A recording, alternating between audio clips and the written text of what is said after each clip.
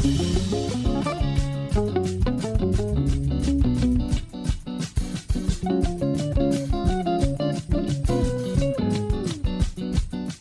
the only way that we can get through this is by not being alone, but by being with each other. I'm Ellen Besner, and this is what Jewish Canada sounds like for Monday, May 3rd, 2021. Welcome to the CJN Daily, brought to you by Metropia. Integrity. No, don't touch your dial. That is the sound of our first ever CJN Daily podcast 1 year ago today in May of 2021. We launched the Daily on the weekend after the stampede at Mount Meron in Israel killed 2 Canadians and 40 others when huge crowds of Haredi Jews gathered at a holy site in northern Israel for the Lag BaOmer festival. Okay, the sound was terrible, and the editing wasn't great either, and we were supposed to run an episode about Jewish Heritage Month for our first show with special guests Linda Frum and Michael Levitt. They're the 2 politicians who had shepherded the whole Jewish Heritage Month legislation through Parliament. But the CJN Daily did what news shows are supposed to do, and we pivoted and we brought you the breaking news. Well, today, Monday, is our 200th episode. And to mark our 1-year anniversary, we're heading back to Israel, virtually of course, to chat with the 2 hosts of the Times of Israel's Daily Briefing podcast. They started their show just around the same time as we did. They also run 15-minute long episodes. And you may not know, but both of the hosts, Amanda Borschel-Dan and Jessica Steinberg, have very strong ties to Canada. They'll break down what we can expect out of Israel these next few weeks. Is it safe to travel there? What will happen with the Bennett government coalition when the Knesset resumes? Are the Al-Aqsa Mosque terror attacks finished? Is the violence going to quiet down, or will there be a war? And how aware Israelis are about the rising anti-Semitism that we Jews in the diaspora are facing. I think that has increased the awareness here in Israel that, yes, the diaspora is the front line for anything that happens to us here in Israel.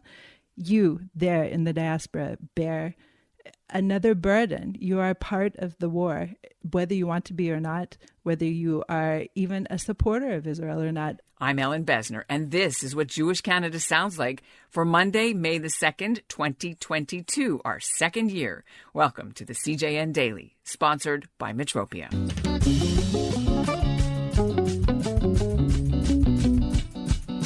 Before we get into our conversation with the Times of Israel, I want to thank you, our longtime listeners, who've been with us since the first week. And I also want to thank those of you who've discovered us more recently. I want to thank our great team that helps make the CJN Daily happen every day. Producer Victoria Redden, executive producer Michael Freeman, our managing editor Mark Weisblot, all our colleagues at the CJN, and the creative composer of our theme is Dov Beck-Levine. A hearty thank you as well to all the great guests who've come on our show over the past year. We now have 277,000 downloads of our episodes. That's over 250,000. It's really an honor to make this show for you. Now, we'll be adding some new features to the CJN Daily that I think you'll like, including some regular guests. First up, later this week, we'll have a new column called the CJN Daily Deadbeat, where we'll give honorable mention and talk about interesting Jewish people in the community who've passed away. And later on in the season, we'll be bringing other regular guests on for their takes on current events of Jewish interest. So I'm actually looking for people who are good talkers and have interesting things to say. Let's make the CJN Daily more of a two-way street with your voices in our new CJN Daily Lounge. I'll be sharing lots of more details about this in the coming days, so stay tuned.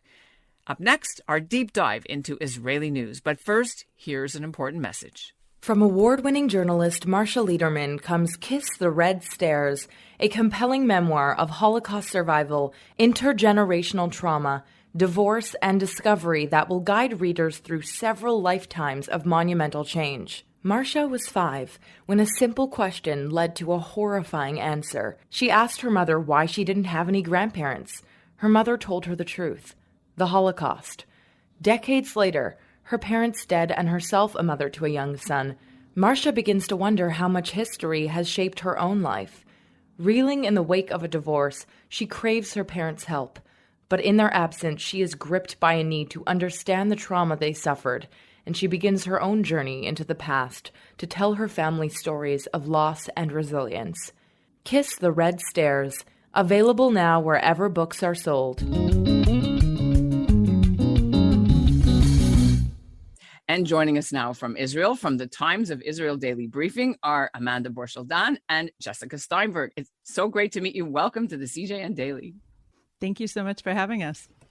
Very, very happy to be here. Congratulations, ladies, lady podcasters in journalism talking about Jewish news. It's great to be in your company. I feel that, very alone on this side of the ocean because I'm the only one doing this in North America, as far as I know, around the world, a daily Jewish news podcast about Canada. So it's good to have a peeps around us. I want to start off by asking if you can say why it was decided that the Times of Israel had to have a daily podcast, a news podcast. So we actually began before COVID, and the main impetus, I would say, more than just the need for it in the market, was our endless election cycle. And David put his finger on it, and he said, we can enlighten so many people about what's going on here. It's so confusing for us. Let us explain it to everyone else and make it short and snappy and deliver it into their pockets. So we did that.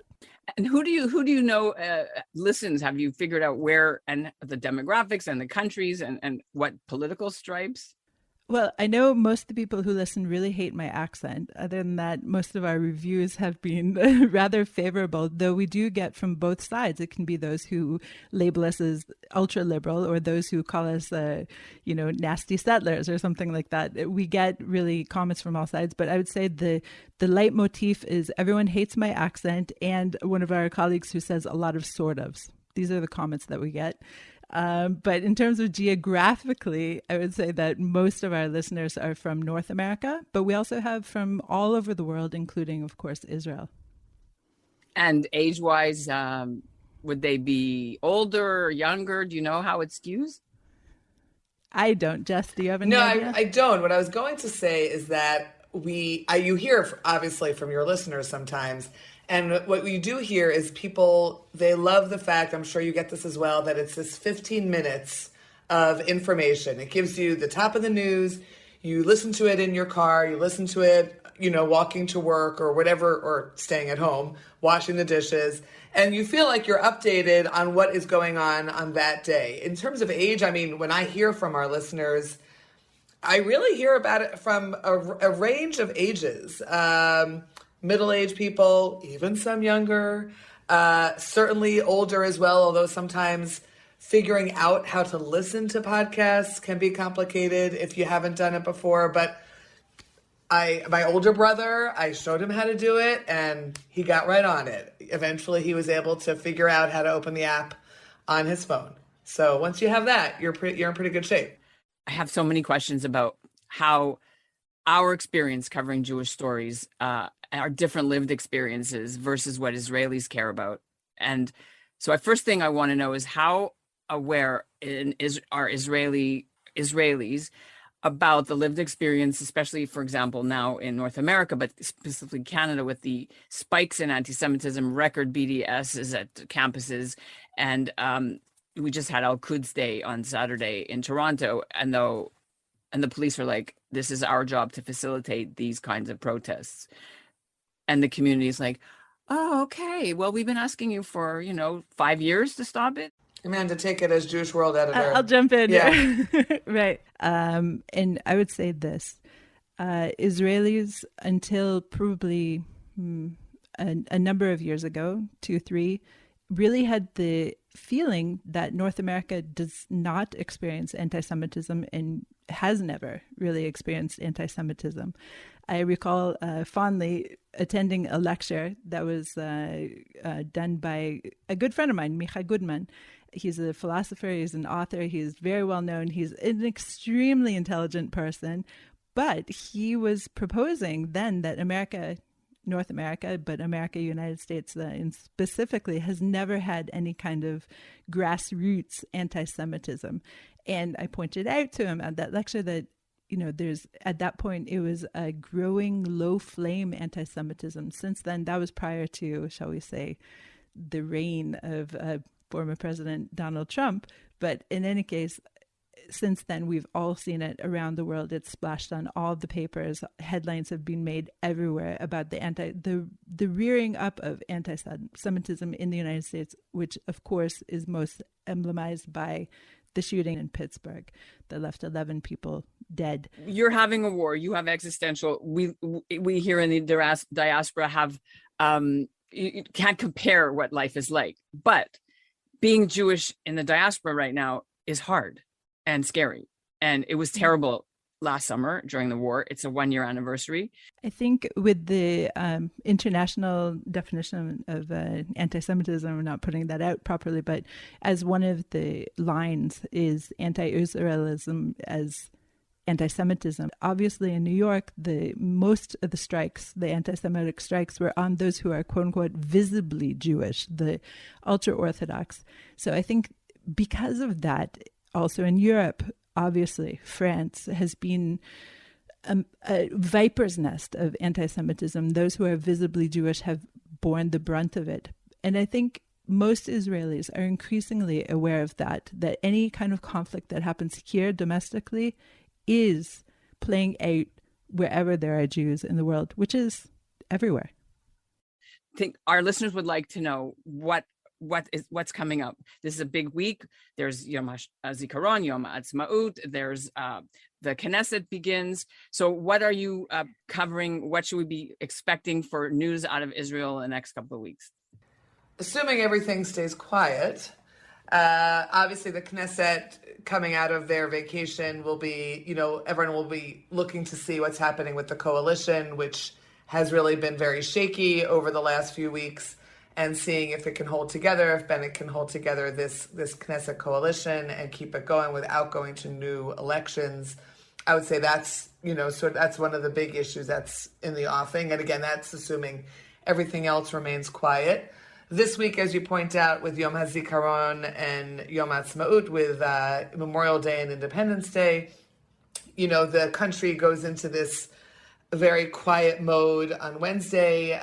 Kids have school. There are ceremonies in the morning. And then as you get towards the evening, there's the transition to Independence Day, which is a national day. We are not actually having our podcast on Thursday. And that is the day, as many might know, of barbecues and picnics and gatherings of friends and family and, real celebration on Wednesday night and Thursday. I mean, but you just had the Ariel murder. You just came off of the period when Al-Aqsa was flaring up. Is everything going to quiet down, or are we going to continue seeing more of these, horrific murders of Israelis and the response, which? Well, they say prophecy is dead, but I'll take a quick take on it. Over the weekend, we heard from the head of Hamas in Gaza, Sinwar, who was extremely belligerent and very threatening against Israel. He is not yet ramping things up to the point where we're going to any kind of war, thank God.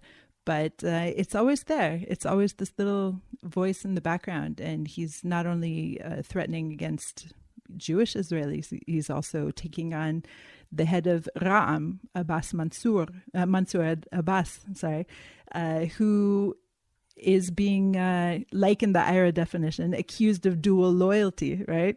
That isn't the IRA definition. But in any case, who knows? You never know. What's most troubling of this last spate has been that several of those involved were Israeli Arabs, those who carry Israeli citizenship. And so it's no longer, if it ever was, a sense of those who live in Gaza or in the West Bank are against Israelis. But now there's more, and we've seen this in the past 10 years for sure, a sense of a Palestinian peoplehood, no matter where they are geographically or what kind of citizenship or non-citizenship they hold.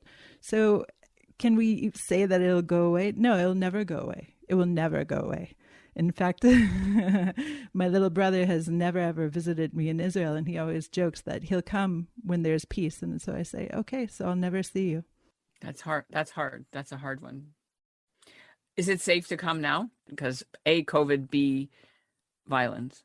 There's a lot of tourists here. I was in Jaffa and Tel Aviv on Friday for an event, and you could not drive down or walk down the streets because of all the tourist buses of Americans and Germans and Swiss and French.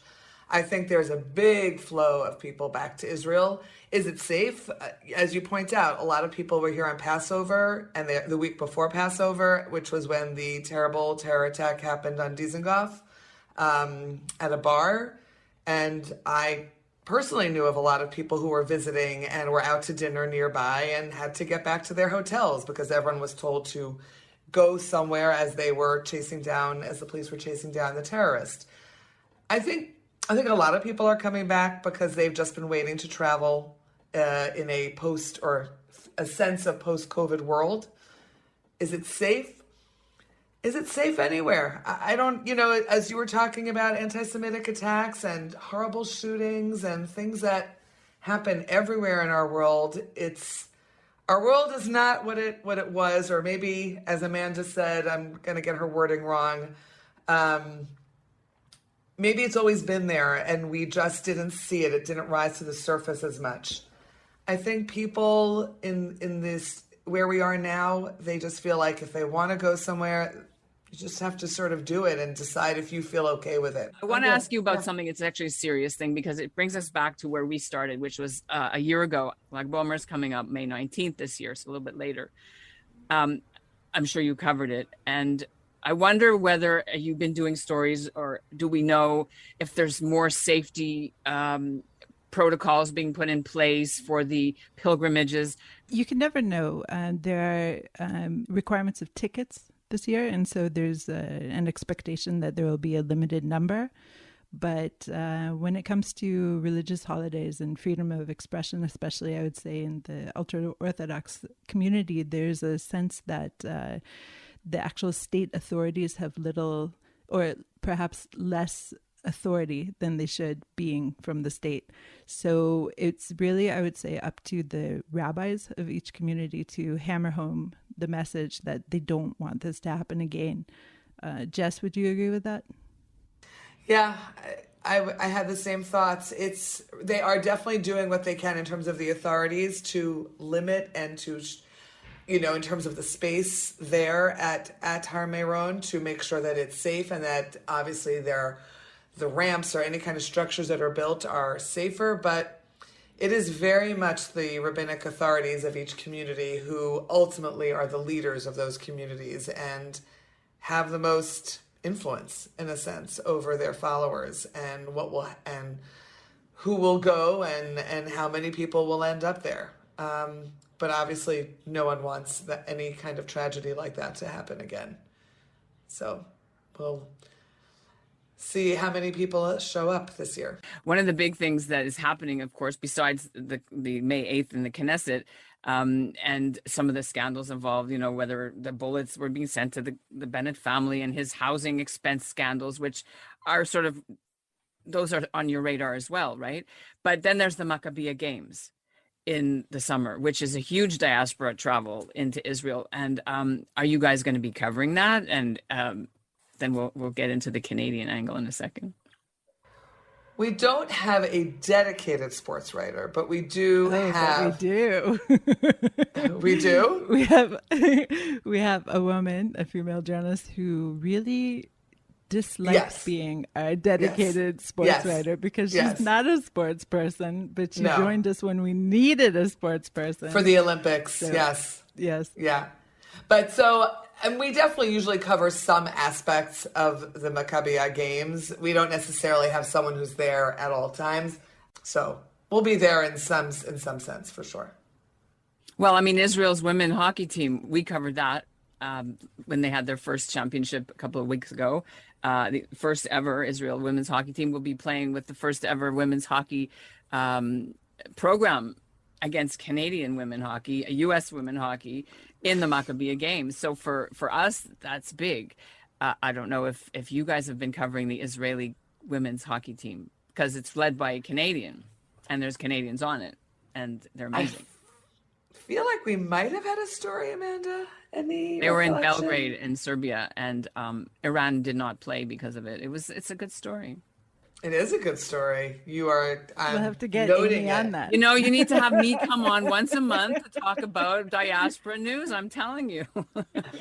One last thing. You know, you're both raised originally from North America, but one of you has Canadian, a little Canadian's connections. Maybe you want to tell us what that is? So I grew up in Port Moody, BC, and I lived there until I was 10, which is why I sound so strange to many people. But I'm not actually a Canadian citizen. I was born in the US, and my parents, who are professional classical musicians, just moved around so frequently until they settled in Indiana, which is where we moved after we left Canada. And it was a heartbreaking decision to leave Canada. And my mother, who is a singer and was just really getting her feet on the ground in Vancouver, which is right near Port Moody, was heartbroken. But my father, who was a pragmatist and an orchestral clarinetist, said, you know, you just can't eat scenery. And so we moved, unfortunately, to the corn and soy fields of Indiana. And what, so you went to, like, I guess, the first couple of grades in school in Canada? Correct, through grade 5. Uh-huh. And were you in Port Moody? There's no Jews there.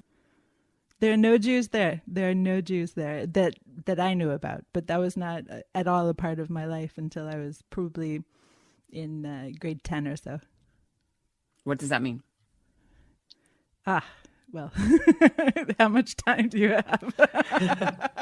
That's a little more complicated. It's a long story. Do you have any ties? Do you still come back to Canada ever? Or, I mean, not during COVID, I suppose, but. No, and to be honest, I haven't been back to North America since covering the funerals for the Pittsburgh massacre. And Jessica, are any Canadian ties, connections, interests, friends? I have a lot of friends in Toronto and Montreal, actually. And I've visited Montreal. I have not visited Toronto, but I have some really great connections. And my husband used to go every year and sing as on the high holidays at different synagogues in the Toronto area. So he used to go every year. And what can we know his name? His name is Daniel Laufer. He hasn't been also since prior to, I mean, essentially probably the September, the high holiday period right before COVID. So I guess 2019. I don't know if it's going to happen again post-COVID because synagogues, as we all know, in North America have changed a lot in the way that they operate. So, but I have good feelings towards Canada. Toronto is the best city, really the best city. It's my favorite city, I would say, in North America, hands down. It's clean. It's like a clean, cultured New York.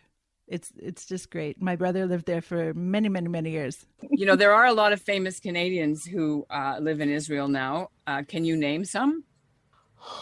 Does Michal Kotler count? That's a good one. Yeah. Uh-huh.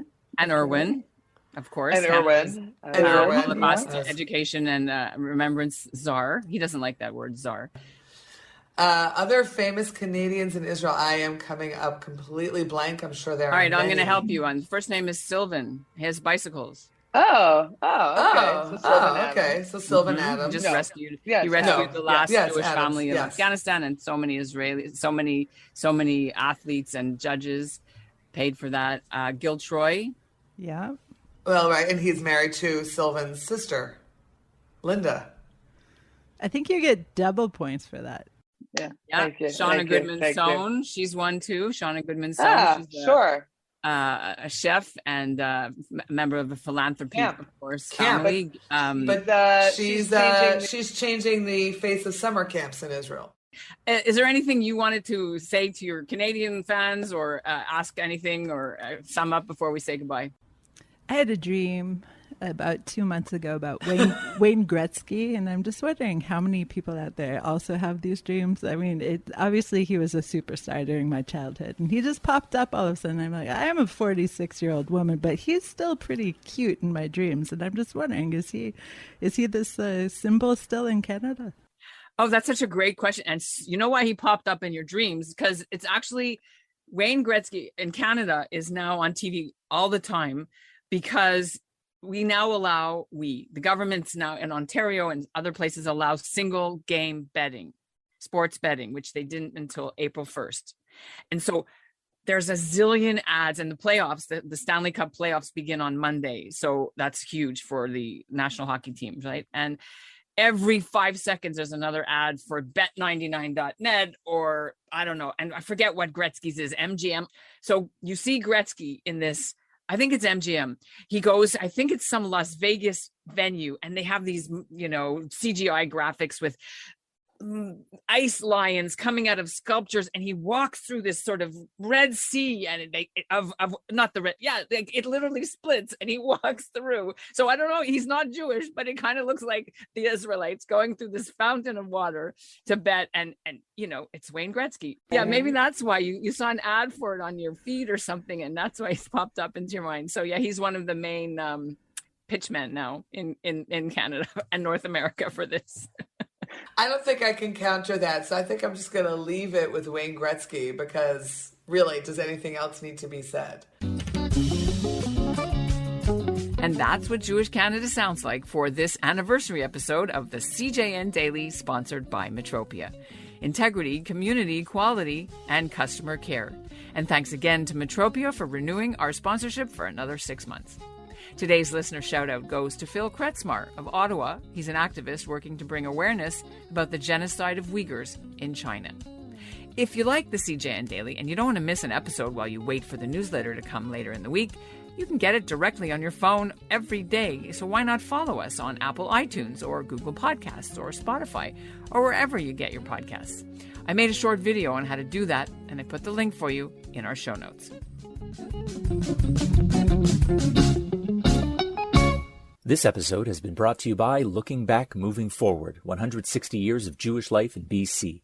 Published by the Jewish Museum and Archives of British Columbia for their 50th anniversary, this elegant volume is a once-in-a-generation collection of Jewish life and history throughout the province. Order your copy today at jewishmuseum.ca.